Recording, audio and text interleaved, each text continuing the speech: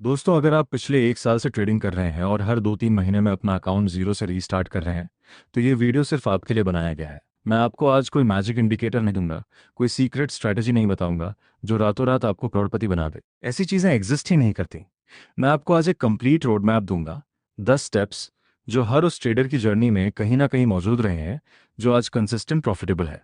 और अगर आप सोच रहे हैं कि ये सिर्फ थ्योरी है, तो रुकिए, क्योंकि इसमें से हर एक स्टेप मैंने खुद अपनी इथीरियम फ्यूचर्स और ऑप्शंस ट्रेडिंग जर्नी में अप्लाई किया है, गलतियां की हैं, नुकसान झेला है, अकाउंट डूबते देखा है और फिर धीरे धीरे सीखा है। तो अगर आप सीरियस हैं, वीडियो पूरा देखिए, क्योंकि 10वां स्टेप शायद सबसे इंपॉर्टेंट होगा। चल शुरू करते हैं। सबसे पहले एक बात क्लियर कर लेते हैं। ट्रेडिंग में कंसिस्टेंट प्रॉफिटेबल बनने का मतलब हर दिन पैसा कमाना नहीं होता। इसका मतलब है लंबे समय तक, हफ्तों, महीनों, सालों तक आपकी एक ऐसी प्रोसेस हो जो आपको एक पॉजिटिव एक्सपेक्टेंसी दे। जापान के मशहूर ट्रेडर ताकाशी कोटेगावा, जिन्हें लोग BNF के नाम से जानते हैं, जिन्होंने लगभग 20 साल पहले कुछ लाख येन से शुरुआत करके अरबों येन बनाए, उन्होंने भी यही कहा था। मार्केट की हर मूवमेंट को प्रेडिक्ट करना पॉसिबल नहीं है, लेकिन डिसिप्लिन और पेशेंस के साथ काम करने वाला ट्रेडर लॉन्ग टर्म में हमेशा आगे रहता है। तो अब बात करते हैं उन 10 स्टेप्स की जो आपको इस रास्ते पर ले जाएंगे। स्टेप नंबर 1, अपनी क्यों को समझिए। ज़्यादातर लोग ट्रेडिंग में इसलिए आते हैं क्योंकि उन्होंने किसी इंस्टाग्राम या यूट्यूब पर किसी को क्विक पैसा बनाते देखा है। स्क्रीनशॉट्स, फ्लेक्सिंग, मैंने एक दिन में 50,000 कमाए जैसे क्लेम्स। ये सबसे बड़ी गलती है जो एक नया ट्रेडर करता है, गलत मोटिवेशन के साथ मार्केट में एंटर करना। अगर आपकी नींव ही गलत है, तो ऊपर बनी इमारत कभी टिकेगी नहीं। खुद से पूछिए, क्या मैं ट्रेडिंग को एक बिजनेस की तरह ट्रीट कर रहा हूँ या एक लॉटरी टिकट की तरह? जो लोग इसे बिजनेस मानते हैं वो रिस्क मैनेजमेंट, कैपिटल एलोकेशन और लॉन्ग टर्म प्लानिंग पर फोकस करते हैं। जो इसे लॉटरी मानते हैं वो सिर्फ अगले बड़े प्रॉफिट के सपने देखते हैं, और यही सोच उन्हें बार बार अकाउंट ब्लोअप की तरफ ले जाती है। स्टेप नंबर 2, एक ट्रेडिंग प्लान बनाइए और उसे लिखकर रखिए। सुनने में बेसिक लगेगा, लेकिन सच यही है कि 90% रिटेल ट्रेडर्स के पास कोई लिखा हुआ प्लान ही नहीं होता। वो हर दिन चार्ट खोलते हैं और फील के हिसाब से ट्रेड लेते हैं। आपका एंट्री क्राइटेरिया क्या है? कौन से इंडिकेटर्स या प्राइस एक्शन पैटर्न्स कन्फ्यूजन देंगे? आपका एग्जिट कहाँ होगा, प्रॉफिट में भी और लॉस में भी? आपकी पोजीशन साइजिंग कैसी होगी? अगर ये सवाल आपके पास पहले से जवाब नहीं है, तो आप ट्रेड नहीं कर रहे, आप जुआ खेल रहे हैं, बस उसे ट्रेडिंग का नाम दे रहे हैं। स्टेप नंबर 3, रिस्क मैनेजमेंट को अपनी सबसे बड़ी प्रायोरिटी बनाइए, प्रॉफिट को नहीं। मार्क डगलस अपनी किताब ट्रेडिंग इन द जोन में बार बार यही बात दोहराते हैं। हर इंडिविजुअल ट्रेड का आउटकम रैंडम होता है। कोई भी गारंटी नहीं दे सकता कि अगला ट्रेड विनर होगा या लूजर। लेकिन अगर आपका रिस्क रिवॉर्ड रेशियो सही है और आप उसे सैकड़ों ट्रेड्स तक कंसिस्टेंटली फॉलो करते हैं, तो लॉन्ग टर्म में प्रोबेबिलिटी आपके फेवर में काम करती है। ठीक वैसे ही जैसे कैसीनो का एज उसके फेवर में काम करता है। एक सिंगल ट्रेड में अपनी टोटल कैपिटल का 1 या 2% से ज़्यादा रिस्क मत लीजिए।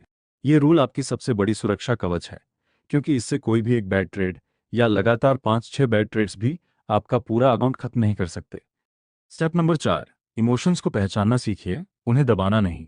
जब आप एक ट्रेड में होते हैं और मार्केट आपके खिलाफ जाने लगता है, तो डर पैदा होता है, स्टॉप लॉस मूव करने का मन करता है। जब मार्केट आपके पक्ष में जाता है, तो लालच पैदा होता है, प्रॉफिट टारगेट से पहले ही एग्जिट करने या पोजीशन बढ़ाने का मन करता है।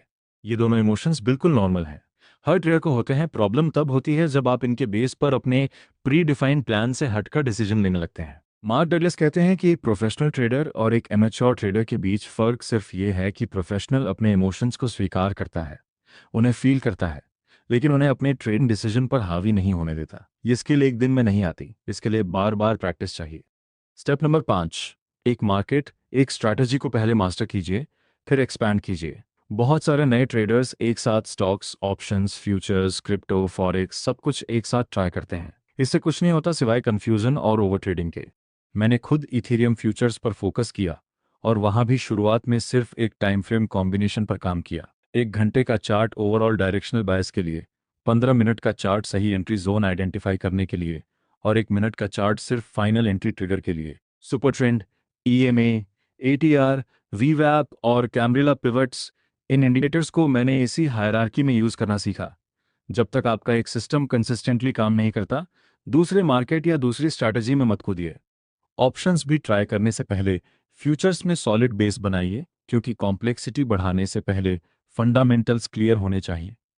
स्टेप नंबर 6, बैक टेस्टिंग और फॉरवर्ड टेस्टिंग को सीरियसली लीजिए। कोई भी स्ट्रैटेजी लाइव मार्केट में असली पैसे के साथ डालने से पहले उसे हिस्टोरिकल डेटा पर टेस्ट कीजिए। लेकिन यहाँ ध्यान रखिए, बैक टेस्ट के नंबर्स तभी सही आएंगे जब आपकी पोजीशन साइज रियलिस्टिक हो और commission settings actual exchange fees को रिफ्लेक्ट करें। मैंने खुद अपनी एक पाइन स्क्रिप्ट स्ट्रैटेजी में गलती की थी, जहाँ पोजीशन साइज स्ट्रैटेजी कैश और यूनिट्स के मिसमैच की वजह से इनवैलिड कैलकुलेट हो रहा था और कमीशन भी रियल एक्सचेंज फीस से कम सेट थी, जिसकी वजह से back test results artificially inflated लग रहे थे। हमेशा वर्स्ट केस असम्पशन के साथ टेस्ट कीजिए और जब तक प्रॉफिट फैक्टर और बॉटम दोनों हेल्दी ना हो, लाइफ कैपिटल मत लगाइए। स्टेप नंबर 7, चॉपी और साइडवेज मार्केट्स को पहचानना सीखिए। सबसे ज़्यादा लॉसेस तब होते हैं जब हम एक ट्रेंड फॉलोइंग स्ट्रैटेजी को एक रेंज बाउंड चॉपी मार्केट में यूज़ करते हैं। 9 और 50 ईएमए जैसा cross over system choppy market में बार बार फॉल्स सिग्नल्स और विप्सॉल लॉसेस देता है। इसीलिए एडीएक्स जैसा फिल्टर लगाना ज़रूरी है। यह आपको बताता है कि मार्केट में ट्रेंड की स्ट्रेंथ है भी या नहीं। अगर एडीएक्स लो है, यानी मार्केट रेंज में है, तो ट्रेंड फॉलोइंग सिग्नल्स को पूरी तरह इग्नोर करना ही समझदारी है। VWAP का यूज़ करके भी आप ये कंफर्म कर सकते हैं कि प्राइस अपने फेयर वैल्यू से कितना दूर है, जिससे लेट एंट्रीज अवॉइड होती हैं। स्टेप नंबर 8, जर्नलिंग को अपनी डेली आदत बनाइए। हर ट्रेड के बाद खुद से पूछिए, मैंने अपना प्लान फॉलो किया या इमोशन में आकर एक इम्पल्सिव डिसीजन लिया। मेरा बैकग्राउंड अकाउंटिंग में है, 3.5 साल का, तो मुझे पता है कि नंबर्स झूठ नहीं बोलते। जब आप अपने हर ट्रेड को लिखते हैं, ट्रैक करते हैं और वीकली या मंथली रिव्यू करते हैं, तो पैटर्न्स नज़र आने लगते हैं। और अगर आप इंडिया में ट्रेडिंग करते हैं, तो ये रिकॉर्ड्स आपके आईटीआर फाइलिंग में भी काम आते हैं। फ्यूचर्स से होने वाली इनकम बिजनेस इनकम मानी जाती है, तो अच्छा रिकॉर्ड कीपिंग टैक्स कंप्लायंस के लिए भी ज़रूरी है। स्टेप नंबर 9, पेशेंस और डिसिप्लिन को डेली प्रैक्टिस बनाइए, सिर्फ ट्रेडिंग टाइम में नहीं। यहाँ मैं आपको एक पर्सनल बात बता चाहूँगा। मैंने त्राटक यानी फिक्स्ड गेज मेडिटेशन को अपनी डेली रूटीन में शामिल किया है। ये सिर्फ एक स्पिरिचुअल प्रैक्टिस नहीं है, ये मेरी कंसंट्रेशन और पेशेंस बिल्ड करने में डायरेक्टली मदद करता है। जब आप चार्ट के सामने बैठते हैं और इम्पल्सिवली एंट्री लेने का मन करता है, तो वही मेंटल डिसिप्लिन आपको रोकती है। माँ दुर्गा और शिव की भक्ति ने मुझे सिखाया है कि सबसे बड़ी शक्ति संयम में है, इम्पल्स में नहीं। स्टेप नंबर 10, छोटे कंसिस्टेंट स्टेप से बड़े गोल्स की तरफ बढ़िए और पेशेंस रखिए। कोई भी ट्रेडर रातों रात एक्सपर्ट नहीं बनता, चाहे वो बीएनएफ हो या दुनिया का कोई भी बड़ा नाम। मुझे खुद एक महीना ऐसा मिला था जहां मैंने पूरी तरह रूल बेस्ड ट्रेडिंग की और कंस्टेंटली प्रॉफिटेबल रहा। वो महीना मुझे ये प्रूफ देता है कि मेरा अंडरलाइन अप्रोच काम करता है, बस मुझे उसे डिसिप्लिन के साथ बार बार रिपीट करना है। आपके लिए भी यही सच है। इससे पहले कि मैं आपको बोनस टिप दूं, चलिए एक रियल एग्जाम्पल के जरिए समझते हैं कि ये स्टेप्स प्रैक्टिकली कैसे काम करते हैं। मान लीजिए मैं इथेरियम के 1 घंटे के चार्ट पर देखता हूँ कि प्राइस एक अपट्रेंड में है और वीवीएपी के ऊपर ट्रेड कर रहा है। ये मेरा डायरेक्शनल बायस कंफर्म करता है। अब मैं 15 मिनट के चार्ट पर आता हूँ और देखता हूँ कि प्राइस एक कैमरेला पिवट सपोर्ट के पास पुल बैक कर रहा है। साथ में एडीएक्स भी बता रहा है कि ट्रेंड स्ट्रेंथ हेल्दी है। यहाँ मुझे मेरा एंट्री जोन मिलता है। अब 1 मिनट के चार्ट पर सुपर ट्रेंड का ग्रीन सिग्नल और एटीआर के हिसाब से एक टाइट स्टॉप लॉस सेट करके एंट्री लेता हूँ। यहाँ एक भी डिसीजन इमोशन से नहीं आया, हर स्टेप एक प्री डिफाइंड क्राइटेरिया से आया। अब मैं एक कॉमन मिथ भी क्लियर करना चाहता हूँ, जितने ज़्यादा इंडिकेटर्स उतना बेहतर एनालिसिस। ये बिल्कुल गलत है। जब आप एक चार्ट पर 10-12 इंडिकेटर्स लगा लेते हैं, तो हर इंडिकेटर आपको एक अलग सिग्नल देता है और आप कन्फ्यूज़न में फंस जाते हैं। बेहतर अप्रोच है 3-4 इंडिकेटर्स को गहराई से समझना। एक और चीज़, पोजीशन साइजिंग सिर्फ एक नंबर नहीं है, ये आपकी पूरी साइकोलॉजी को शेप करता है।